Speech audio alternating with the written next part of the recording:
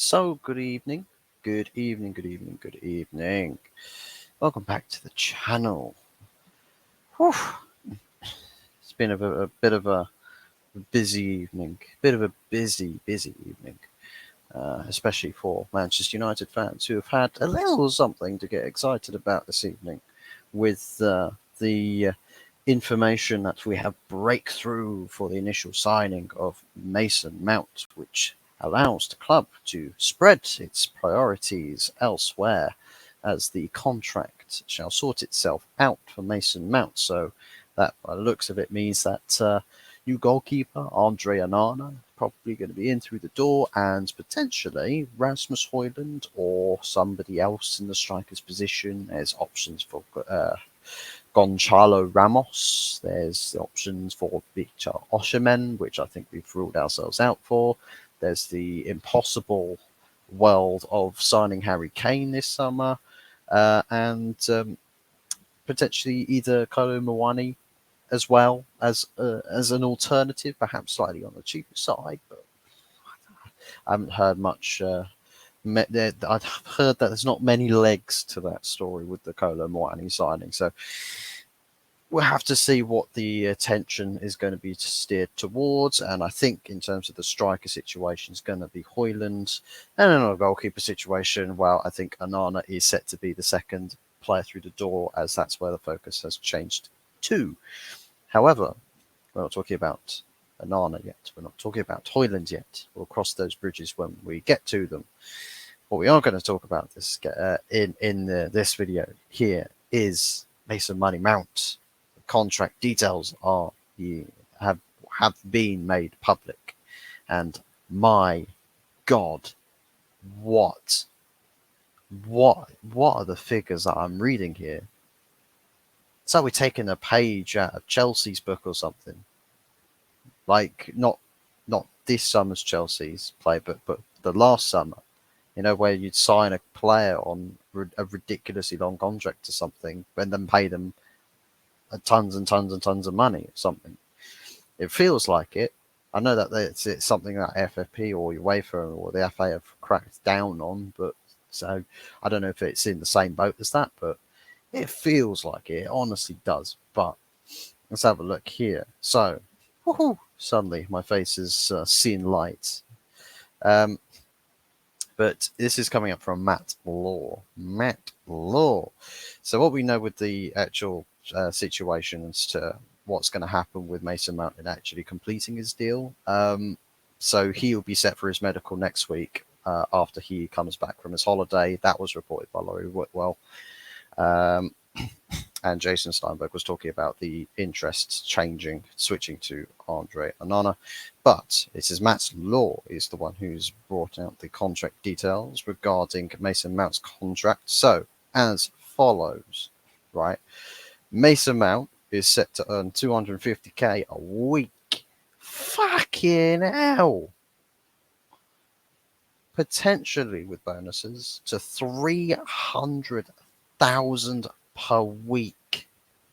He will sign a 5+1 year deal, again with the contracts of optionally extending his contract an extra year. Oh, this is literally just rinse and repeat with Manchester United with the player contracts, and the extra deal was so unoriginal. It's like a comedian using the same joke over and over again, and then he goes on tour again. Like, he does it the first time, everyone finds it funny, but then he goes on the tour a second time. He tries to whip out the same jokes, but everyone's like, "Oh, but we heard this one before." It kind of feels like that with the way that we structure deals for players. But my God, 250,000 base salary. I mean, I think this is probably the figures that were being discussed from the start to initially get the agreements in place with Mason Mount. But Jesus Christ, I mean, one of the things that I covered in one of the previous videos was the supposed alleged anti-dickhead policy that Richard Arnold stuck on the club. The anti-dickheads, no dickheads allowed. He ironically invested in that policy at the club once Ronaldo had left. So you can imagine who he was calling a dickhead at that point. But essentially, no one is, or everyone's set to be cut down contracts to a cap of 200,000 a week, right? And anyone who exceeds that would be only exceeding that amount on their contracts unless they warranted it, right? So you don't get a contract that's more than 200,000 a week. You don't get a big bumper contract unless you deserve it. Mason Mount, for everything that he might be worth, even for those who are pro Mason Mount, right? I can't imagine them even remotely seeing a contract of this size and thinking, "Oh, that's fully deserved. Oh, he's definitely worth that." I mean, Jesus Christ, regardless of if he's 24 years old or whatever, or an England international, who cares? Who cares? For me, nowhere near 250k a week. Nowhere near. Nowhere near that. Like, realistically, I would have, if I really wanted to be brutal with it, I'd stick him somewhere just over 100k a week. Seriously, just over 100k a week. That's what my, the cynical mind in me is thinking with this. Because he's not, like, his ability, it's like with the price fee, that the whole package deal altogether is £60 million. But what he's in the second part as to what Matt Law's actually posted out on this is, if Mount's deal rises to £60 million, then MUSC will be delighted. They'll be happy because of the success required. So what they've actually managed to do is do £55 million, like the initial third offer that was left on the table. But the compromise Chelsea had to make was basically the add-ons that would get included might potentially be completely and utterly impossible to achieve. So essentially, Man United have gone, okay, well, we will pay you an extra £5 million if Mason Mount wins 3 Ballon d'Ors out of the 5 + 1 year contract that we give him. Maybe that's what they've negotiated. And if it's literally that stupid, right, and Chelsea have agreed to that, then I'm underestimating Chelsea's board here. Massively underestimating them in terms of the capacity of stupidity, right? But it's just entirely speculative at this point. So I don't know what the actual happenings of the contracts, bonuses, or the pay structure bonuses will be. But the just in the essence that Mason Mount's set to earn a base salary of 250k a week is just absolutely outlandish. But it's even on top of that with the 50k optional bonuses. I mean, what are we doing? I know Marcus Rashford's touted to be on the way to 400k contract. David De Gea was being negotiated for a price cut, right, a wage cut, and he would have accepted it until the club pulled out on their end. But I mean, Jesus Christ, what's Onana going to earn? Is he going to be earning about 250k as well? Because I thought that's what, I thought that the wages were a problem that were causing tensions, internal tensions amongst the squads. With players earning a certain amount of money or getting, squad roles that other players, their teammates, didn't think they warranted. Are we digging that grave again? Maybe we are, maybe we're not. Maybe this is completely blown out of proportions. Maybe this is all under control. Like nothing can spiral out of control here. Everything is fine. We're overestimating or overthinking the situation. Maybe that's the case. I don't know. But for me, Mason Mount, no chance to see anywhere near a 250k a week contract, let alone with bonuses to a 300k. A 5-year +1 deal, if he were to fulfill that contract, he would probably take him to about his 30s.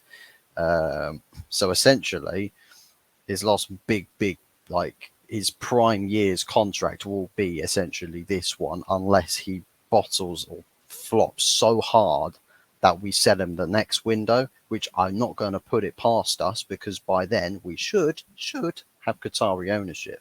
So hopefully by that point we've got a breakneck board that don't give a fuck about your feelings, right? Same way that facts don't care about your feelings. If we've got a board that acts cutthroat and straight to the point, then I'm I'm living in I'm living in paradise. As a Man United fan, I'll be living in paradise, right? But that again is a bridge that we will cross once we get to it, because as it stands, pretty much the whole landscape of Manchester United and the very fabric of its existence is based off an if, but, and a maybe. We don't know what's going to happen or what the future is going to entail for us, because it's just the unstable nature of the situation. But it's again the optimistics. Be optimistic, right? Be excited. Choppy seas ahead, and you'll be a fine sailor. We'll make a fine sailor out of you whilst you sail through those choppy seas. I mean, Jesus Christ, just put me out of my misery already, and just announce Qatar or something. But contracts is what it is. It's not, as a lot of people are saying these days, it's not my money, so perhaps I shouldn't care anywhere near as much as I should. But this is just in reflection to what's been previously stated by this club. What's been publicly put out there and released by the press. You know, all of that, Shazam. But let me know what you guys think about this. Do you think Mason Mount is worth 250k a week plus 50k potential add-ons? Is he worth that sort of a contract? And hey, let's say hypothetically he completes all 6 years of his contract. How well do you think he will do? Will he be a Ballon d'Or winner? Will he be a Champions League winner? Will he even be a Premier League winner? We don't know.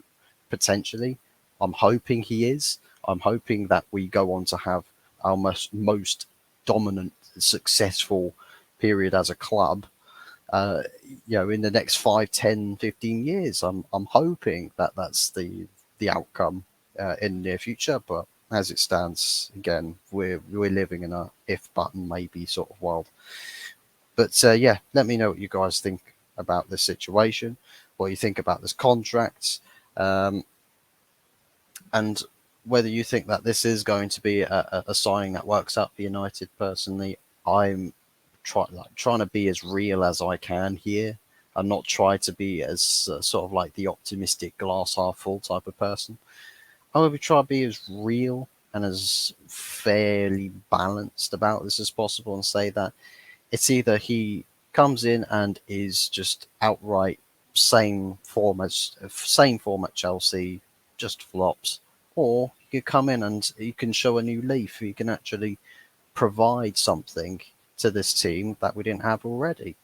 Supposedly, with the idea that what was happening last season, and there was someone that mentioned this on another show. I think it was on the United Stand, where someone mentioned that Ten Hag was resorting to playing Weghorst in the number 10 position because no one else could offer what Ten Hag wanted in the number 10 position. So maybe it's not that Bruno is playing in essentially playing in the number 8 along with Mason Mount and Casemiro. Maybe it's that Mason Mount could end up playing in the number 10, where Bruno might either play further out wide or actually plays behind Mason Mount. I don't know. This is the thing. This is the mystique about a Ten Hag system, as that we're just going to have to see what he opts to try and practice within pre-season, because I think pre-season will be really, really telling as to the development on what this team does on a football pitch.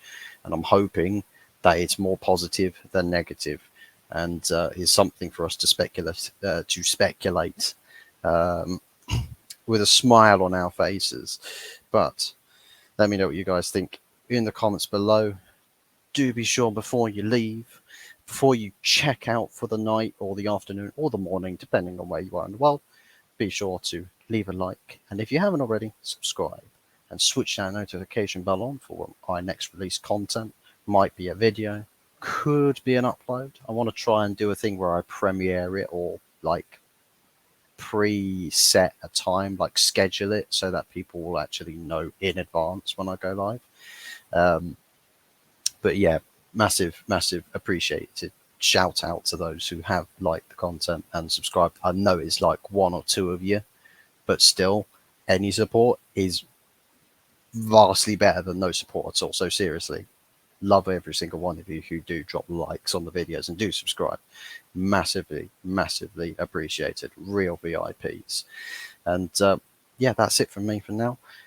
Probably will be it for me from today, unless things explode. No one really knows. But yeah, that's it from me for now. And we'll see you all tomorrow. Ciao for now.